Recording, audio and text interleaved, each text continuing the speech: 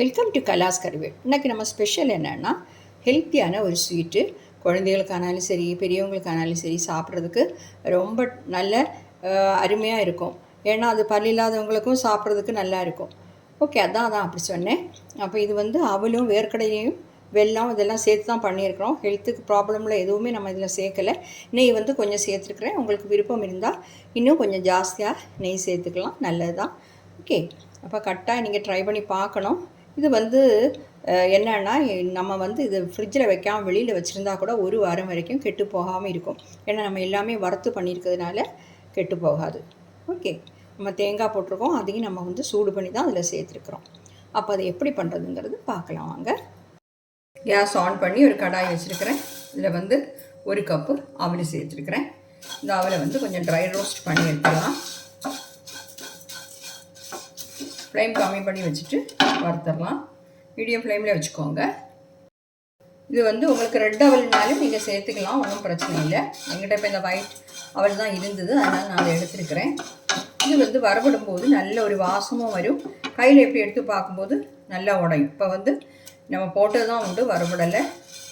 ஒரு 4 நிமிஷத்துக்கு வர இந்த மாதிரி ரோஸ்ட் பண்ணணும். பாருங்கள், நம்ம அவல் வந்து வறுபட்டுடுச்சு. 4 நிமிஷத்துக்கு மேலே ஆயிடுச்சு. நல்ல வாசம் வருது. இந்த மாதிரி கையில் எடுக்கும்போது இப்படி பொடியாயிடும். கையில் எடுத்து இப்படி பொடிச்சா சூடு பார்த்தீங்களா, இந்த மாதிரி நல்ல பொடிஞ்சு வரும். இப்போ ஃப்ளேம் ஆஃப் பண்ணி இது ஆறுனதுக்கப்புறம் நம்ம மிக்ஸி ஜாரில் போட்டு நல்லா ஃபைனாக பொடிச்சு எடுத்துடலாம். அடுத்ததாக நாம் இதில் 1 கப்பு வேர்க்கடலை அதையும் போட்டு வறுத்துடலாம். இது வறுத்த வேர்க்கடலை ஆனாலுமே கொஞ்சமாக நம்ம வறுத்துறது தான் நல்லது. இது வந்து உங்களுக்கு தொலி உள்ள வேர்க்கடலைனாலும் நல்லது தான். அது வறுத்ததுக்கப்புறம் நீங்கள் அந்த தொலியெல்லாம் மாற்றிட்டு மிக்சியில் போட்டு குறப்பாக பொடிச்சு எடுக்கணும். இந்த வேர்க்கடலை வந்து ஃபைனாக பொடிக்க வேண்டாம், சின்ன சின்ன பீஸாக இருந்தாலும் நல்லா தான் இருக்கும். பாருங்கள், வேர்க்கடலையும் வறுத்தாச்சு.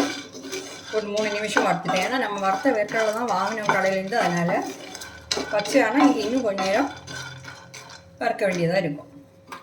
ஃப்ளேம் ஆஃப் பண்ணுறேன். இதுவும் ஆறட்டும். ஆறினதுக்கப்புறம் மிக்ஸி ஜாரில் போட்டு நம்ம பொடிச்சிருக்கணும். இப்போ பாருங்கள், அவல் வந்து நல்லா ஆறடிச்சு பொடிச்சிடலாம். அது கூட வந்து நாம் இப்போ ஒரு 1/2 டீஸ்பூன் ஏலக்காய் தூள் சேர்க்குறோம். இல்லைன்னா நீங்கள் வந்து வறுக்கும்போது ஏலக்காய் முழுசாக இருந்ததுன்னா வறுக்கும்போது ஒரு 3-4 ஏலக்காய் போட்டு வறுத்துட்டு இது கூட சேர்த்து பொடிச்சிடலாம். அப்படியும் பண்ணலாம். ஓகே, பொடிச்சிட்டு வந்துடுறேன். அவலை வந்து நான் ஃபைனாக பொடிச்சிட்டேன். இதில் சேர்த்துடலாம். இந்த ஏலக்காய் தூளையும் சேர்த்து பொடிச்சாச்சு. அடுத்ததாக நம்ம வேர்க்கடலையை பொடிச்சிடலாம். பாருங்கள், வேர்க்கடலையை சேர்த்துட்டேன். நீங்கள் வந்து தோல் உள்ள வேர்க்கடலை எடுக்கிறா இருந்தால் அந்த தோலெல்லாம் மாற்றிட்டு இந்த மாதிரி சேர்த்துக்கோங்க. இதை வந்து நீங்கள் ஃபைன் பவுடராக பொடிக்க வேண்டாம். பாருங்கள், வேர்க்கடலையை பொடிச்சு எடுத்துட்டேன். ஃபைனாக பொடிக்கலை, இந்த மாதிரி சின்ன சின்ன பீசஸாக வேர்க்கடலை அதில் இருக்குது. அது நல்லா தான் இருக்கும். நம்ம இது கூட அதையும் சேர்த்துடலாம். பார்த்தீங்களா, சின்ன சின்ன பீஸாக இருக்கும். சாப்பிடும்போது அது ஒரு தனி டேஸ்ட்டாக இருக்கும். இதையும் நம்ம சேர்த்துட்டோம். அடுத்ததான் நாம் வந்து இந்த பேன் சூடு பண்ண வச்சுட்டு அதில் வந்து கொஞ்சமாக நெய், இது இப்போ ஒரு 1/2 டீஸ்பூன் தான் இருக்கும், நெய்யை சேர்த்துருக்குறோம்.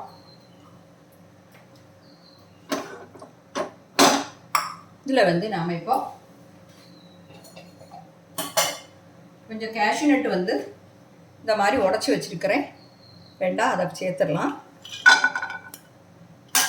உங்கள் விருப்பம் தான். கேஷ்யூ நட் உங்களுக்கு தேவைன்னா நீங்கள் சேர்த்தா போதும்.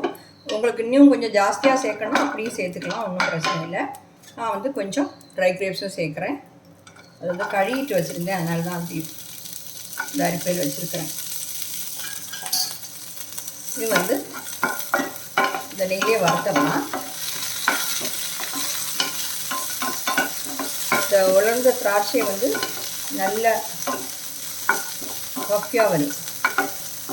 அப்போ வந்து இதை மாற்றிட்டா போதும். மீடியம் ஃப்ளேமில் வச்சு இதெல்லாம் பண்ணிக்கோங்க. நெய் வேணால் இன்னும் கொஞ்சம் சேர்த்துக்கலாம், ஒன்றும் பிரச்சனை இல்லை.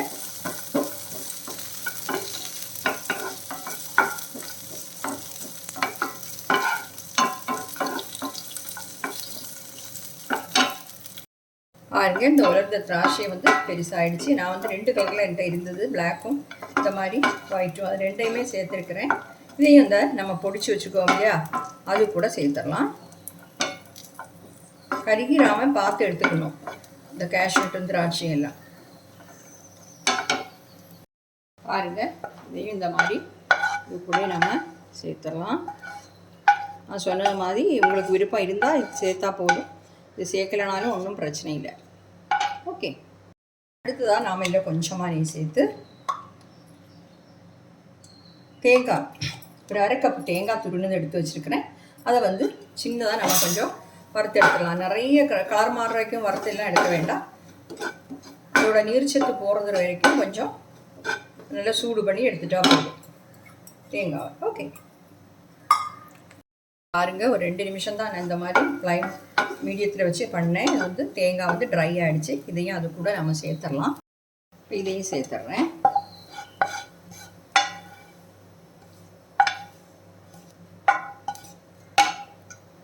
நம்ம வெல்லைப்பாக எடுக்கணும். அதுக்காக நான் 1 கப்பு வெல்லம் இந்த மாதிரி பொடி பண்ணி வச்சுருக்கிறேன்.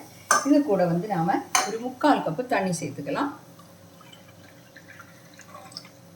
சேர்த்து நல்லா கரையட்டும். வெல்லம் நல்லா கரையட்டும். பாருங்கள், வெல்லம் நல்லா கரைஞ்சிடுச்சு. இதை நாம் வேறொரு பேனில் வடிகட்டி எடுத்துடலாம். அதுக்காக நான் இந்த பேன் வச்சுருக்கிறேன். பாருங்கள், இந்த மாதிரி வடிகட்டி சேர்த்துடலாம்.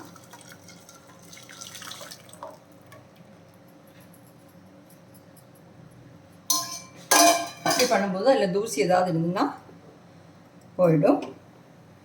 இது நாம் இதில் இது நல்ல சூடாக தான் இருக்குது. நாம் எடுத்து வச்சுருக்கக்கூடியது எல்லாமே நம்ம இதில் சேர்த்துடலாம். பாருங்கள், நம்ம எல்லாத்தையுமே பொடிச்சு எல்லாம் மிக்ஸ் பண்ணி வச்சுருக்கோமே, அது எல்லாமே இந்த மாதிரி கொஞ்சமாக மிக்ஸ் பண்ணிக்கோங்க. எல்லாத்தையுமா சேர்த்துட்டு இந்த வெள்ளைப்பாக்கில் போட்டுடலாம்.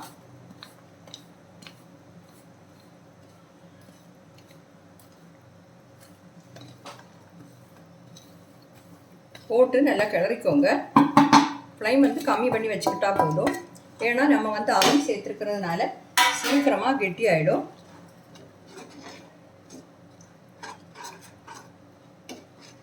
இதில் நாம் இப்போ 1 ஸ்பூன் நெய் சேர்த்துக்கலாம். நெய்யெல்லாம் உங்கள் விருப்பம்தான். உங்களுக்கு எவ்வளோ சேர்க்க பிடிக்குமோ அந்த மாதிரி நீங்கள் சேர்த்துடலாம்.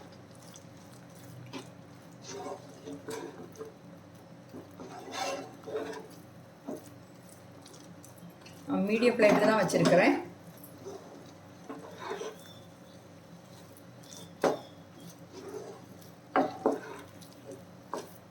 பார்த்தீங்களா, எவ்வளோ சீக்கிரமாக அது கெட்டி ஆயிடுச்சு.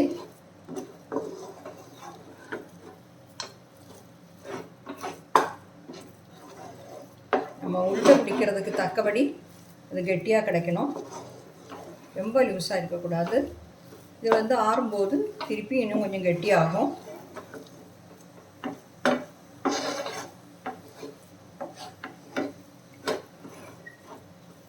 பாருங்கள், நல்ல பதமாகிடுச்சு. ஃப்ளைம் ஆஃப் பண்ணிடலாம்.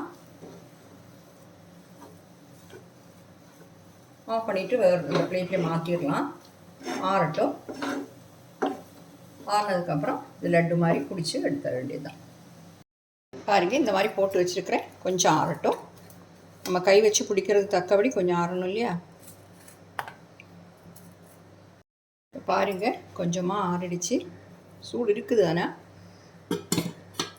இப்போ எடுத்து நம்ம கையில் எடுத்து இந்த மாதிரி லட்டு மாதிரி உங்களுக்கு எவ்வளோ அளவு வேணுமோ அந்த மாதிரி பிடிச்சிக்கலாம்.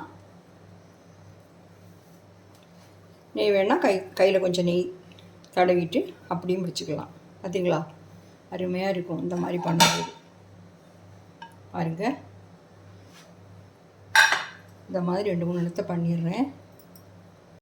இல்லைன்னா நீங்கள் நம்ம இந்த குக்கீஸ் எல்லாம் பண்ணுறதுக்காக இந்த மாதிரி அச்சு நிறைய வாங்கியிருப்போம்.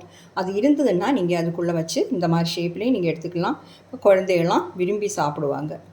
இந்த மாதிரி மிக்ஸ் எடுத்து வச்சுட்டு